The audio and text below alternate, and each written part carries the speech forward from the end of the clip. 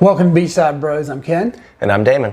And today we're doing an awesome fall classic, Brunswick stew. It's football weather, fall, the corn's coming in, the butterbeans are coming in. We're going to jam out with some real comfort food that gets us going and will last a couple of days. Anything there, Dave? No? No. Okay. I don't have anything at this point, Ken. I'm just ready to get started. I'm starving. All right, so one of the best things about Brunswick stew is fresh corn, fresh butter beans, and tomatoes. So I went to the store last night. Fresh corn was ridiculously expensive. No butter beans, and at that point it just seemed like, well, why waste time with a bunch of fresh tomatoes when I can go to the frozen food section, get white corn, butter beans, and San Marazano tomatoes, and make it happen. All right, so we're not using fresh tomatoes today. We're using canned tomatoes, and we're using kind of the king of canned tomatoes. We're using San Marazano peeled tomatoes, which are super sweet, and you can see as they come in here, they're coming in here whole. And what I'm gonna do is I'm actually gonna crush these guys with my hands, washed hands. And if you do it real fast, you're going to get it all over you, which is why I actually put on the apron, because even if you're doing it really slow, it will still bust and get all over you. So take your time with this and get these guys good and crushed. Carrie, can you see these? All right, good. They're good and crushed, so let's get these guys over to the oven. At this point, Damon is going to start sauteing. I actually get to do something? Yeah. All right, let's mess this up. Minimal. Game day Saturday. There's nothing better than watching football, drinking a beer, and cooking. I'm excited to be sauteing this part of it. I'm glad Ken's actually letting me do something. I want to get this done because the Gators are in Death Valley. Kickoff just happened, and I'm ready to watch some football. So let's dive right in. What we're gonna do is we've got 2 tablespoons of butter, and we're gonna put about a tablespoon of oil in here. Ken, what kind of oil is this? Olive oil? Extra virgin olive oil. Extra virgin olive oil. Let it heat up for a second. And what we're gonna do is we've got 2 cups of onions. We're gonna get those nice and translucent, and then we're gonna throw some garlic in. So let's just let this oil heat up for a second. All right, now we've got the onions. They're sauteing. They're starting to get a little translucent. They're fragrant. Before we put the rest of the spices on, this is all I've got as far as information. Usually I've got a lot of background. For this one, we mentioned where Georgia, Virginia, North Carolina are fighting over it, but they say the original stew actually came from northern Germany, in a town called Brunswick, which I guess means Brunswick in English. So that's all I got. That's where they say it originally came from. We'll let the states fight over it. But now it's time to put some spices in. We've got some spicy or smoked pepper. Just put a little bit in there. This stuff is really great. Adds a nice couple layers of flavor to it. And then we've got just a little bit. We've got a little bit of garlic that Ken has chopped up for us, maybe about a teaspoon or so. All right, so what we're gonna do, try to get all that in there, get those out of the way. We're just gonna mix them up. Starting to smell really good, really fragrant right now. Mr. Wiki! I don't have much on this one. There's really not too much to wiki on this one, guys. It's just something quick, easy, and delicious for football season. Nothing too complex on a fall day here in Jacksonville Beach. All right, I think that's good. We've got it mixed up nice. Next up, we are going to throw a 1.5 cups of corn, 1.5 cups of butter beans, not fresh. Again, we had a hard time getting the fresh stuff right now. Inflation, supply chain, all that stuff going on in 2021. That's what we're dealing with at Beachside Bros, but we make do. So we're throwing it in. Get my hand out of the way. All right, put that in there. Mix it up just a little bit, kind of, again, they're frozen, so we want to get these on the heat. And then we've got 1.5 pounds, 1.5 pounds of potatoes, nice and chopped up. Everything's mise en place for you guys. Get all these out so we don't waste any. Again, mix it up. Good enough. Next up, we've got these crushed tomatoes that they're really fragrant and they smell really good. We're going to throw these in next. This is a critical ingredient here in the Brunswick stew. Got that in there. And we're going to go next for the chicken broth. Okay, so I'm not going to give you an exact amount of what to put in. What we need to do is we got to be mindful of the chicken broth. We still have to add chicken. We still have to add the smoked pork. It smells fantastic. You know, back in the day when this was, you know, back in the 1800s when they came up with this recipe, they used to use any type of small game, rabbit, squirrel, possum. I hope Ken doesn't have any of that. I really hope it's the chicken and the pork that he said that we've got. So you need to keep room for the opossum or whatever Ken's got on the smoker. And so we're just gonna kind of eyeball it, guys. It's an opossum. Oh, whatever you wanna call it. Again, beachside bros, kind of go with the flow a little bit. No measuring cups, no problem. No fresh veggies, no problem. We figure it out. Getting a little here. Not sure exactly how much meat we have downstairs, but I'm gonna stop it right here. I used about a little more than 3/4 of this. We can always add more if we need to, but I think we're good. And then last but not least, actually not last, 2 more ingredients. We've got some, this is some low country boil seasoning. This stuff is really awesome to add. It adds a nice little kick. So we're gonna add, this is 2 teaspoons. Ken already measured it out, which I'm not sure if he used a measuring spoon, but we're gonna, I trust Ken, so we're gonna go with it.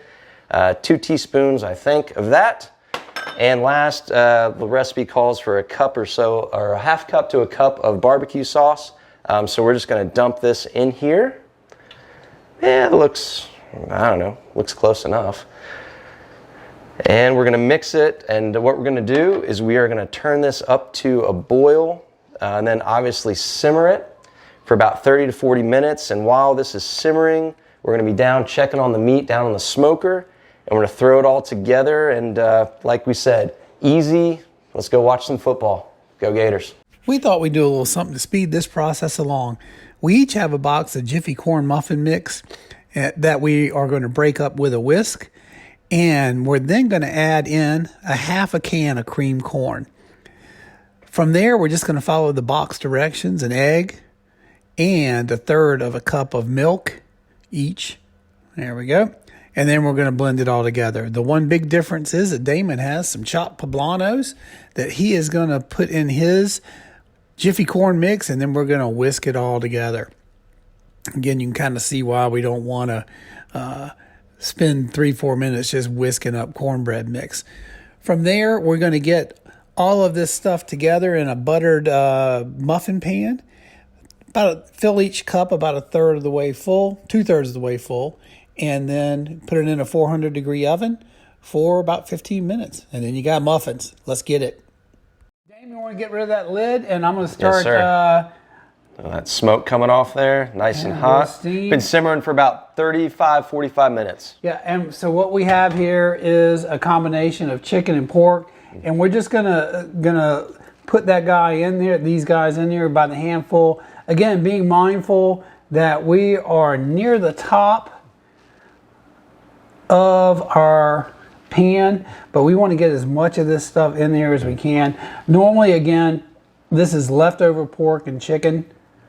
Keep it simple. Keep it simple. So when I was steaming up this pork and chicken, I did it in an aluminum foil pan, and then I saved off the juice so that the chicken, the meat, the barbecue, and what I did is I marinated and then finished off this pork and chicken in a combination of a vinegar-based North Carolina style barbecue sauce and stubs that we did earlier in the day. So I want to save that. I put it in a fat separator, and we're going to use that to help season up the final product. So this looks like it's good and stirred up. We're going to put it back on the oven again. Let's get that big old tomato skin out of there. That's kind of gnarly. We don't want to eat that. And give it again 10 minutes. Get everything incorporated, and then we're eating. So because we're doing Brunswick stew today, we thought it'd be a great idea to celebrate bourbon from Georgia. And what we have here is 13th Colony Southern Bourbon Whiskey. It is 95 proof, 47.5% alcohol.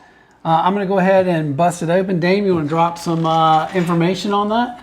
Well, yeah, so this stuff, again, like Ken said, it comes from Americus, Georgia, and it is aged for 4 years in American oak barrel casks. So should have a nice smooth flavor. Really looking forward to digging into this after stuffing my face with cornbread and Brunswick stew.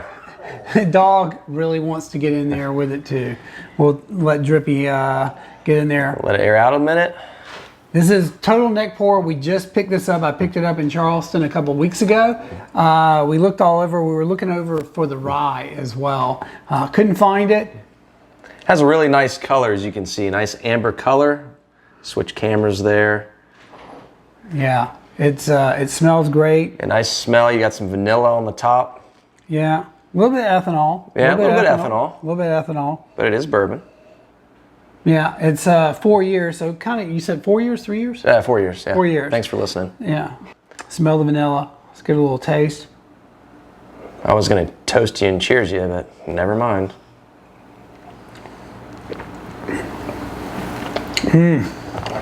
That's pretty darn good. That is good. Cheers after the fact. Cheers after the fact. No, it's smooth. Like Ken said, when you first open it, you got that ethanol smell. It opened up a little bit. I really didn't taste the ethanol on that first sip. Not at all. We've had a couple that we've tried where you really get the heavy ethanol, which isn't too enjoyable. 95 proof. It's very approachable. You can definitely taste it. It's got some thickness to it. Yeah. It's not super heavy. It doesn't bite your head off. Definitely got some layers. Got a little bite on the end. I think this with the Brunswick stew, the cornbread, some football. Oh, perfect. Perfect October Saturday in Florida. So we realized as we were eating it, and it was freaking fantastic, that we had poured off this leftover juice from the barbecue, or from the pork and from the chicken, and we wanted to use it, and we tasted it while in between here editing.